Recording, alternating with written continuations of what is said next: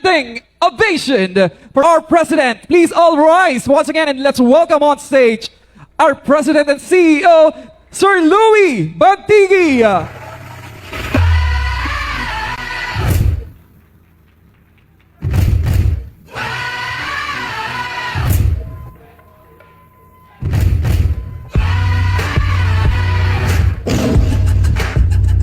Ayun, good morning!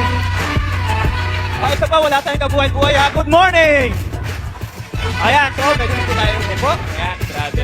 Welcome po sa lahat ng nandito, no? Whether members po kayo, distributor, stockists, or kahit po na-invite lang kayo dito or nakaladkad lang kayo, we honor your time and effort to be with us, no? Dito sa one of the greatest moments ng D1 Legacy. Alam niyo po, before ako mag-start, syempre, I would like to thank God. Thank you, Lord, hallelujah, na very crucial po kasi yung first year namin. And also, I would like to thank and greet yung mga co-board of directors ko. Maraming salamat. Di ba lalo kay VP Claire, kay BPM, and sa aking better half, sa aking asawa, kay VP Asi. And also, I would like to honor also my mother. Nandito yung mama ko. Yan, matayo ka naman, si Mama Yoli. Ayan. So, nandito siya, no, talagang nakasuporta siya, di ba? Lagi niya kami pinagpipray, and doon pa lang talagang parang panalo na ako. And also, I would like to honor and very thankful ako sa lahat po ng leaders dito, sa lahat ng awardees, and lahat po ng stockists, and syempre, yung mga bagong members po, maraming salamat po sa inyo. Grabe po talaga. Alam niyo po, itong anniversary natin, 1 year na tayo, hindi lang to basta anniversary. Katibayan na po ito. Patunay na ito. This is proof. Proof na po ito na dati, naalala nyo po, can you remember, na dati, vision lang yung pinag-uusapan natin, tama? Pero yung vision na yon, ngayon nakita nyo, naging movement na siya. Naging community na siya.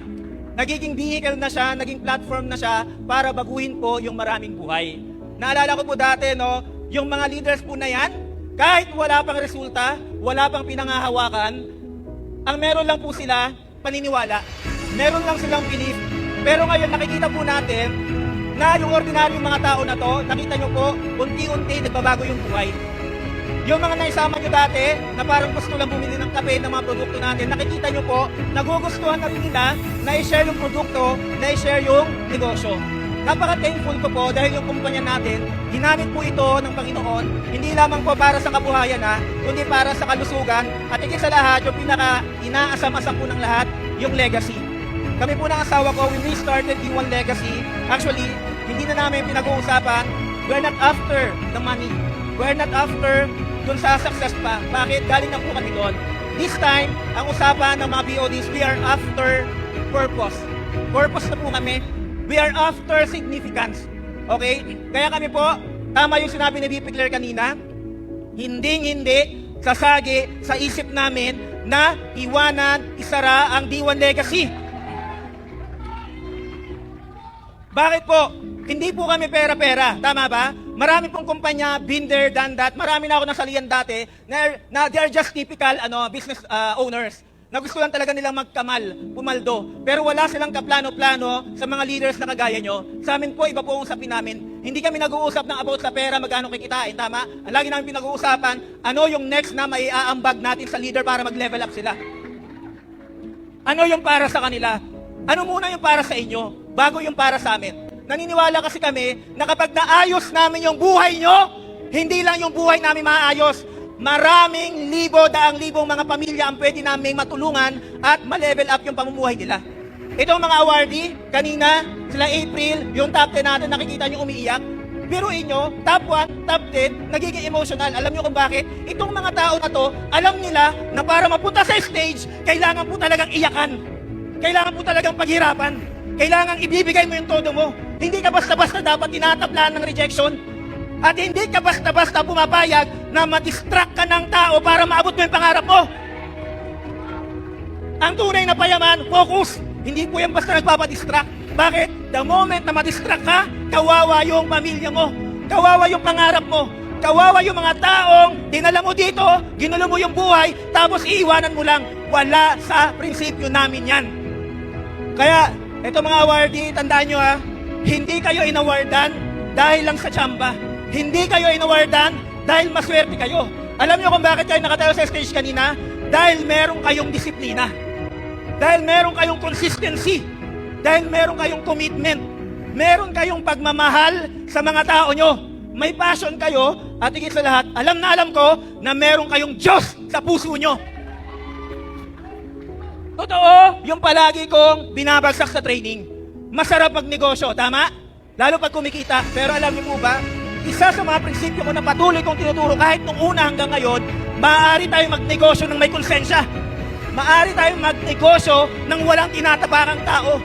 Maaari tayong magnegosyo ng hindi ipinagpapalit yung pananalig natin sa Diyos.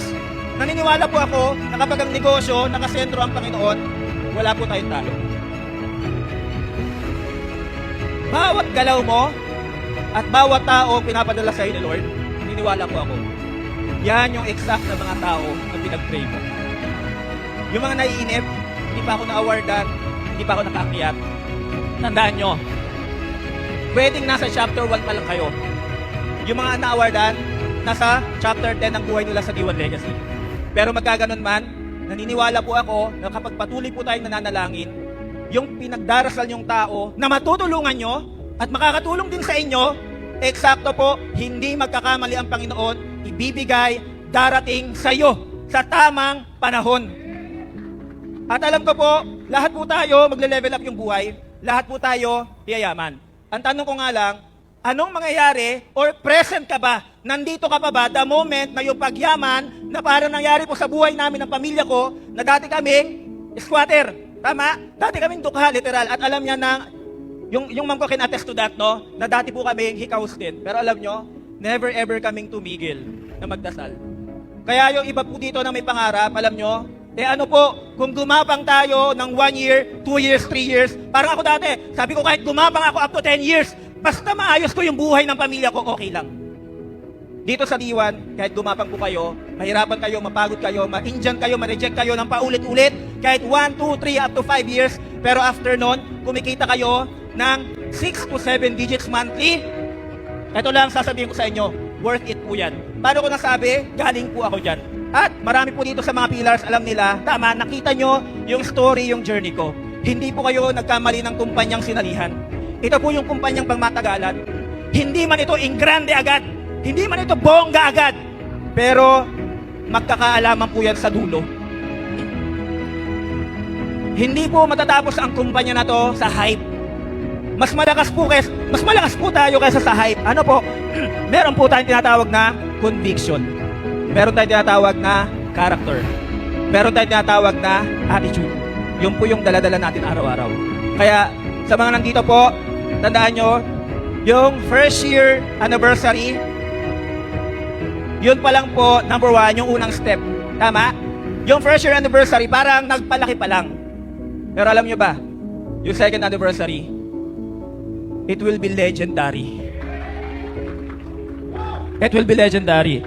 And I hope kasama po namin kayo hanggang tumagal yung company, 5 years, 10 years, hanggang lahat tayo mayaman na. And with that, maraming salamat po, no? Alam ko po, excited na kayo sa ating mga paraffol, tama, sa mga major. And I hope, guys, pag-uwi natin, mamaya, bukas, after ng event na to, mas magiging proud po kayo. Mas maging proud po tayo, mas maging loud po tayo. Kasi, mula umpisa, hanggat lahat tayo, mayaman na, nakakotse na, may bahay na, may mga farm na, may mga pangarap ng business, kasama nyo pa rin kami. Magtutulungan tayo side by side. Kahit maubos yung boses ko, kasama nyo kami. So with that, thank you so much. To God be all the glory. Maraming salamat.